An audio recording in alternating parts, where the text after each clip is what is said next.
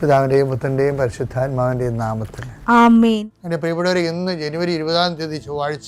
അമ്മേ പരിശുദ്ധ അമ്മേ, അമ്മേ പരിശുദ്ധമേ, ദൈവമാതാവേ, കൃപാസനത്തിലൂടെ ഞങ്ങളുടെ ദേശത്തിനും അമ്മ മധ്യസ്ഥം തേടി തന്ന എല്ലാ അനുഗ്രഹങ്ങൾക്കും കൃപകൾക്കും ഞങ്ങളിപ്പോൾ ഹൃദയം നിറഞ്ഞ നന്ദി പറയുന്നു. അമ്മേ പരിശുദ്ധമേ, ദൈവമാതാവേ, 2004 ഡിസംബർ 7 ഉച്ചകഴിഞ്ഞ് 2:30 കൃപാസനത്തിൽ സംഭവിച്ച അമ്മയുടെ പ്രത്യക്ഷപ്പെടലിനെ കുറിച്ച് തിരുസഭയ്ക്ക് സമർപ്പിച്ചിരിക്കുന്ന പഠനരേഖകളുടെ സഭാത്മകമായ പഠനം ആരംഭിക്കുവാൻ ഞങ്ങൾ പ്രാർത്ഥിക്കുന്നു.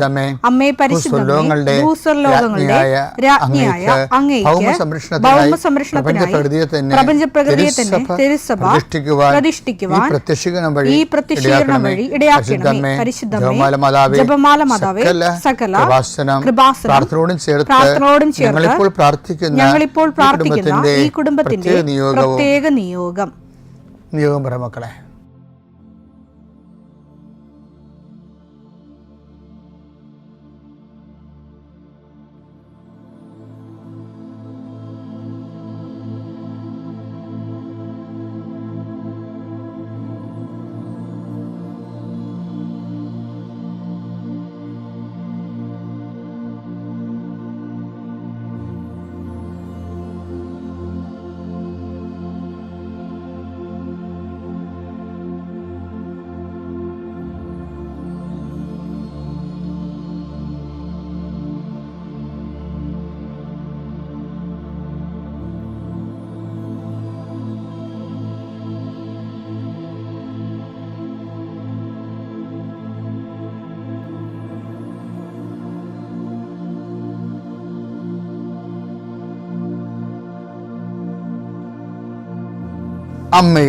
അമ്മയുടെ പ്രത്യക്ഷീകരണത്തിന്റെ ഈ അനുഗ്രഹവേളയിൽ ഞങ്ങൾക്ക് സാധിച്ചു തരുവാൻ കനിയണമേ.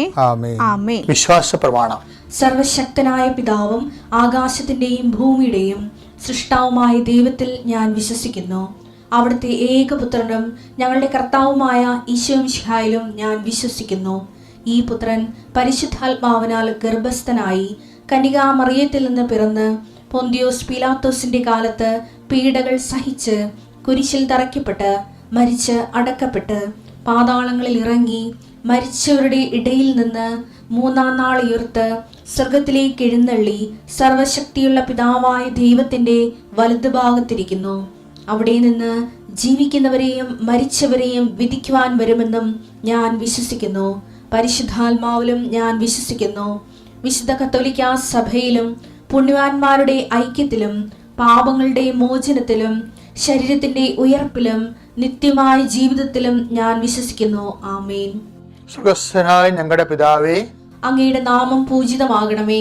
അങ്ങയുടെ രാജ്യം വരണമേ. അങ്ങയുടെ തിരുമനസ് സ്വർഗത്തിലെ പോലെ ഭൂമിയിലും ആകണമേ. അന്നു വേണ്ടുന്ന ആഹാരം ഇന്ന് ഞങ്ങൾക്ക് തരണമേ.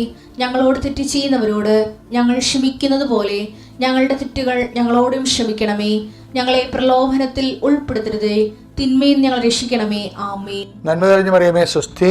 കർത്താവ് അങ്ങയുടെ കൂടെ സ്ത്രീകളിൽ അങ്ങ് അനുഗ്രഹിക്കപ്പെട്ടവളാകുന്നു.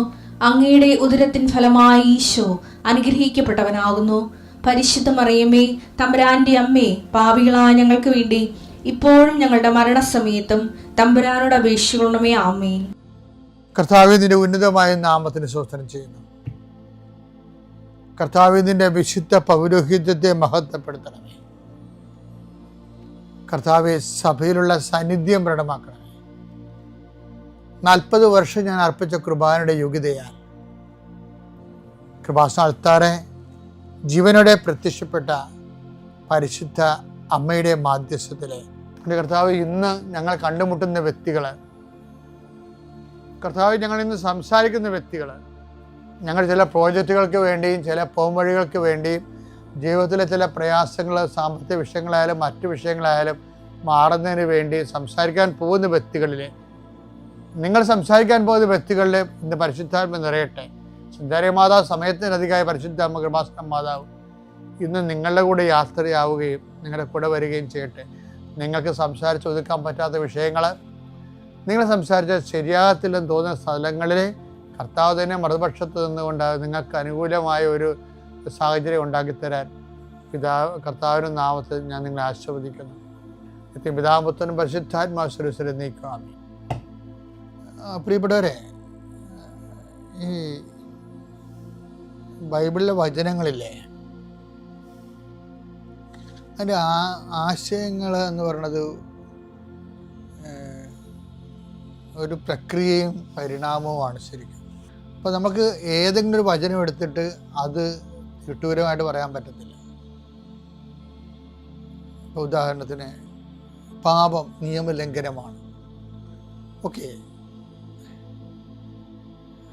അപ്പോൾ നമുക്ക് അതൊരു അടിത്തറയായിട്ട് എടുക്കാൻ പറ്റുക? അടിത്തറയല്ല, അതിനും താഴെ അടിത്തറയുണ്ട്. അതാണ് അതിൻ്റെ റൂട്ടായിട്ടുള്ള, അതായത് അടിസ്ഥാന ശിലകളെന്ന് പറയുന്നത്, വചനത്തിൻ്റെ അടിസ്ഥാന ശിലകൾ. അത് ചിലപ്പോൾ ഓരോ അപ്പോസ്തലന്മാർ ഒരു അപ്പോസ്തലൻ പറഞ്ഞത് അത് പൂരിപ്പിക്കപ്പെടുന്നത് വേറൊരു അപ്പോസ്തലൻ്റെ വചനങ്ങളിലൂടെ ആകും. അങ്ങനെ എല്ലാം അങ്ങനെയാണെന്ന് പറയുകയല്ല, നമ്മളിങ്ങനെ ഫലത്തിൽ അങ്ങനെ കണ്ടുവരുന്നുണ്ട്. ഉദാഹരണത്തിന് ഇപ്പം പാപം നിയമലംഘനമാണ്. 1 യോഹന്നാൻ 3:4 പാപം ചെയ്യുന്നവൻ നിയമം ലംഘിക്കുന്നു. പാപം നിയമലംഘനമാണ്. അപ്പോൾ പാപം നമുക്ക് ബേസിക്കായിട്ട് ഇതിപ്പോൾ ഒത്തിരി മേഖലകളിൽ ഈ വിഷയം ടോക്കായിട്ടുണ്ട്. ആൾക്കാർ ബൈബിൾ പ്രഘോഷകർ ഈ വിഷയം കോട്ട് ചെയ്യും. പക്ഷെ വേറൊരു ചോദ്യം വരണതേ, എന്തുകൊണ്ടാണ് നിയമം ലംഘിക്കുന്നത്? ആരുടെ നിയമമാണ് ലംഘിക്കുന്നത്? ആരുടെ നിയമമാണ് ലംഘിക്കുന്നത്? ദൈവത്തിൻ്റെ നിയമങ്ങളാണ് ലംഘിക്കുന്നത്. എന്തുകൊണ്ടാണ് ദൈവത്തിൻ്റെ നിയമങ്ങൾ ലംഘിക്കുന്നത്? അതിനൊറ്റ കാരണമേ ഉള്ളൂ, ദൈവത്തെ അംഗീകരിക്കുന്നത് പോരായ്മയെ കരുതണമുണ്ടാണ്. റോമ 1:28. അപ്പൊ റോമ 1:28 ദൈവത്തെ അംഗീകരിക്കുന്നത് പോരായ്മയായി അവർ കരുതിയത് നിമിത്തം അധമ വികാരത്തിനും, അത് പിന്നെ അധവികാരങ്ങൾക്കും അനുചിത പ്രവർത്തികൾക്കും അത് പാപത്തിലേക്ക് വിട്ടുകൊടുത്തെന്നാണ് പറയണം. അതിൻ്റെ വിഷയം എന്ന് വെച്ചാൽ, എന്തുകൊണ്ടാണ് പാപം നിയമലംഘനമാണ്? നമ്മുടെ ചോദ്യം എന്താണ്? എന്തുകൊണ്ടാണ് പാപം നിയമം ലംഘിക്കുന്നത്? അതെന്തുകൊണ്ടാണ്? ദൈവത്തെ അംഗീകരിക്കുന്നത് പോരായ്മയായി കരുതണകൊണ്ടാണ്. പിന്നെ ദൈവത്തെ എന്തുകൊണ്ടാണ് അംഗീകരിക്കുന്നത് പോരായ്മയായി കരുതണത്? ദൈവത്തെക്കാൾ വലിയ ദൈവമായിട്ട് വേറെ ആരെയോ കരുതണകൊണ്ടാണ്. അതുകൊണ്ടാണ് നിന്റെ കർത്താവ് ദൈവം ഞാനാകുന്നുവെന്ന് നമ്മൾ ഈ പന്തിയിൽ തന്നെ ഈ ദിവസം കേട്ടിട്ടില്ലേ? ഈ നമ്മുടെ കൂടെയുള്ള അപര ദൈവങ്ങളാണ് ശരിക്കും പറഞ്ഞാൽ നമ്മളെ മുമ്പ് പറഞ്ഞതുപോലെ ദൈവത്തെ അംഗീകരിക്കാൻ ബുദ്ധിമുട്ടുള്ള ആൾക്കാരുടെ നമ്മളെ മാറ്റണത്.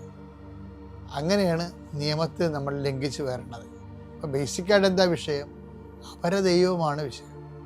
പക്ഷേ ദൈവത്തിനേക്കാൾ പ്രാധാന്യം നമ്മൾ വ്യക്തികൾക്ക് കൊടുക്കും ചിലപ്പോൾ.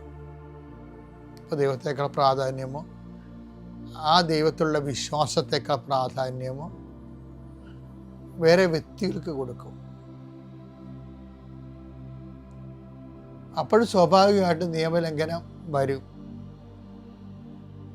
ഈ വിശ്വാസം അറിയാതെയൊക്കെ വിവാഹം കഴിക്കുമ്പോൾ ഉണ്ടാകുന്ന പ്രശ്നങ്ങളതാണ്. വിശ്വാസം അറിയാതെ ഇപ്പം നമ്മൾ ഒരു വിശ്വാസത്തിന് കല്യാണം കഴിച്ചു. അപ്പോൾ ചിലർ നമ്മുടെ വിശ്വാസത്തിലേക്ക് തിരിച്ച് വരുമായിരിക്കും, ചിലർ വിശ്വാസത്തിലേക്ക് വരത്തില്ല. മറിച്ച് നിങ്ങളെ ആ വിശ്വാസത്തിലോട്ട് കൊണ്ടുപോകും. അത് നിങ്ങൾക്കും അറിയാം. അപ്പോൾ നിങ്ങളുടെ വിശ്വാസത്തെക്കുറിച്ച് നിങ്ങൾക്ക് ആഴമായ ബോധ്യങ്ങളില്ല എന്നതിൻ്റെ അർത്ഥം. ബോധ്യം അങ്ങനെയല്ല, ഇത് നിങ്ങൾക്ക് സൗകര്യപ്പെട്ട കൊണ്ട് ദൈവത്തെ നിങ്ങൾ ഒഴിവാക്കണതാണ്. സെക്കൻഡായിട്ട് കാണുന്ന അവഗണിക്കുകയാണ് ശരിക്കും പറഞ്ഞാൽ, അംഗീകരിക്കാതിരിക്കുന്നതാണ്. അപ്പോൾ ഇത് ഇപ്പം പല ആൾക്കാരും ഇത് ലോകമല്ലേ ഇപ്പം പുതിയ കാലത്ത് ജാതി മതം ഉണ്ടാകുന്നൊക്കെ തിരക്കിയാലും അത് എനിക്ക് പറയാനുള്ള ഇത്രയേ ഉള്ളൂ. ദൈവത്തെ കാണാത്തത് കൊണ്ടും ദൈവത്തെ അറിയാത്തത് കൊണ്ടും ദാനമായി കിട്ടിയ വിശ്വാസത്തിന് വില അറിയാത്ത കൊണ്ടുമാണ് അവർ ദൈവത്തെ അവഗണിക്കണത്. അനുതാപം എന്ന് പറയുമ്പോൾ ഇങ്ങനെയുള്ളവർക്ക് അനുതാപം കിട്ടിയ വലിയ അനുഗ്രഹമാണ്. പക്ഷെ അനുതാപം കിട്ടുമ്പോൾ അനുതാപത്തിന് യോജിച്ച ഫലങ്ങൾ വേണം. അല്ല വെറുതെ എനിക്ക് അനുതാപം ഉണ്ടെന്നൊരു കാര്യമില്ല. കാര്യം ബൈബിൾ നോക്കുന്നത് അനുതാപമല്ല, അനുതാപത്തിൻ്റെ ഫലങ്ങൾ. മത്തായി 3:8 മാനസാന്തരത്തിന് യോജിച്ച ഫലം പുറപ്പെടുവിക്കും. മാനസാന്തരത്തിന് ദുഃഖം പിടിച്ച് മനസ്സിൽ സങ്കടം പിടിച്ചെന്നൊരു കാര്യമില്ല. അതിൻ്റെ യോജിച്ച ഫലങ്ങളുണ്ട്. അതാണ് യോജിച്ച ഫലങ്ങൾ പുറപ്പെടുവിക്കണം. അപ്പം അനുതാപത്തോടെ ജീവിക്കണം, വിശ്വാസത്തെ കുഞ്ഞുങ്ങളെ വളർത്തണം, മേലുള്ള ജീവിതത്തിന് വിശുദ്ധി കീപ്പ് ചെയ്യണം. കുറേ കാര്യങ്ങളുണ്ട്. ഇതൊക്കെ പ്രാക്ടിക്കലല്ല, ഭയങ്കര പാടായിരിക്കും എന്ന് നമുക്ക് തോന്നും. പക്ഷേ നിങ്ങളൊന്ന് ചിന്തിച്ച് നോക്കിയേ, അപ്പനോ അമ്മയോ വിശ്വാസത്തിൽ ലൂസായിട്ട് വീട്ടിൽ സംസാരിച്ചിട്ടുള്ളവരാണ് അവരുടെ മക്കളാണ് വിശ്വാസം നഷ്ടപ്പെടുത്തുന്നത്. പിന്നെ വേറെ ചില ആൾക്കാർ വിശ്വാസം നടത്തും. അതായത് കുഞ്ഞുങ്ങൾക്ക് താറോവായിട്ട് അവർക്ക് വിശ്വാസം ഭാരമായിട്ട് കുഞ്ഞുനാളിൽ തന്നെ പ്രാർത്ഥനകളുടെ എണ്ണവും തീഷ്ണതയും കൂട്ടുന്ന ആൾക്കാരുണ്ട്. അപ്പോൾ ചില കുഞ്ഞുങ്ങൾക്ക് അതുമായിട്ട് യോജിക്കാൻ പറ്റാതിരുമ്പോൾ അവർ മനസ്സുകൊണ്ട് വിശ്വാസത്തെ എതിർക്കും. കാരണം വിശ്വാസം ജീവിക്കുക എന്ന് പറഞ്ഞാൽ ചാലഞ്ച് അല്ലേ, റിസ്ക് അല്ലേ. മിഠായി തിരണ പോലെയും മദ്യം അടിക്കണ പോലെ ഒന്നും അല്ലല്ലോ. അതിനതിൻ്റെ റിസ്ക്കുണ്ട്, ജീവിത രീതികളുണ്ട്. അതിൽ നിന്ന് ചാടി പുറത്ത് വീഴാൻ എല്ലാവർക്കും തോന്നും. ക്ലാസ് ഇല്ലാത്തപ്പോൾ ചില ദിവസങ്ങൾ ഇൻ്റർവെല്ലിനെ കഴിഞ്ഞ് ക്ലാസ് ഇല്ലെന്ന് പറയത്തില്ല. ഈ ടൈമിന് അടുത്ത പീരീഡ് ഇല്ലെന്ന് പറഞ്ഞുകൊണ്ട് പറയുമ്പോൾ പിള്ളേർ എന്ത് ആഹ്ലാദത്തോടെയാണ് ചാടിപ്പുറത്ത് വീഴുന്നത്. അപ്പോൾ ക്ലാസ് ഇരിക്കുന്നതിനേക്കാളും നല്ലത് കളിച്ച് നടക്കുന്നതാണ്. അത് തന്നെയാണ് ഇവിടെ സംഭവിക്കുന്നത്. വിശ്വാസത്തിൽ ജീവിക്കുന്നതിന് അതിൻ്റെതായിട്ടുള്ള കുറച്ച് പേയ്മെൻറ്റ്സുകളുണ്ട്. പക്ഷെ നമ്മൾ ഒരിക്കലത് കൊടുക്കാൻ തീരുമാനിച്ച് നമ്മൾ വിശ്വാസത്തിന് പേയ്മെൻറ്റ് കൊടുക്കുന്നവരാണ്, അതനുസരിച്ച് ജീവിക്കുന്നവരാണെന്ന് സമൂഹത്തിനല്ല മനസ്സിലാകേണ്ടത്. എല്ലാവരും കുടുംബക്കാരെ ബോധിപ്പിക്കാൻ വേണ്ടിയാണ് ചിലരൊക്കെ പള്ളിയിലൊക്കെ പോണതും കുമ്പസാരിക്കണൊക്കെ വരെ എന്തിനാണ്? അപ്പനെയും അമ്മനെയും ബോധിപ്പിക്കാനും. അപ്പനും അമ്മയുടെ കാലം കഴിയുമ്പോൾ അവർ സ്വന്തം സ്വഭാവം കാണിക്കും. അപ്പം അതുകൊണ്ട് അതല്ല ശരിക്കും വിശ്വാസത്തിൽ ജീവിതം എളുപ്പമാകുന്ന ഒരു സൂപ്പർ പണിയുണ്ട്. അത് വെച്ച് കഴിഞ്ഞാൽ വിശ്വാസ ജീവിതം എളുപ്പമാകാനുള്ള മാർഗം ഈ നാട്ടുകാരെയും വീട്ടുകാരെയും ബോധിപ്പിക്കുന്നതിനേക്കാൾ ഉപരി നമ്മൾ വിശ്വാസിയാണ് ജീവിക്കണമെന്ന് ദൈവത്തെ ബോധിപ്പിച്ചാൽ മതി. അപ്പോൾ എന്താ സംഭവിക്കുന്നത്? ദൈവസഹായം വരും. നമുക്ക് ദൈവസഹായം കിട്ടാൻ എല്ലാ കാര്യങ്ങൾക്കും ദൈവസഹായം കിട്ടണമെന്ന് ഇല്ലാതെ ജീവിക്കാൻ പറ്റിയിടുന്ന് കണ്ടുപിടിച്ചതും അത് നമ്മളോട് പറഞ്ഞു തന്ന ഈശോയാണ്.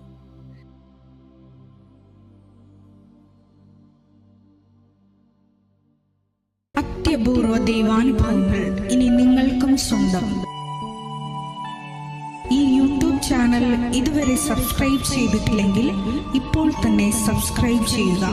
ഈ വീഡിയോ ഇപ്പോൾ തന്നെ നിങ്ങളുടെ സുഹൃത്തുക്കൾക്ക് ഷെയർ ചെയ്തുകൊണ്ട് കർത്താവിൻ്റെ പ്രേക്ഷിതരാകുക.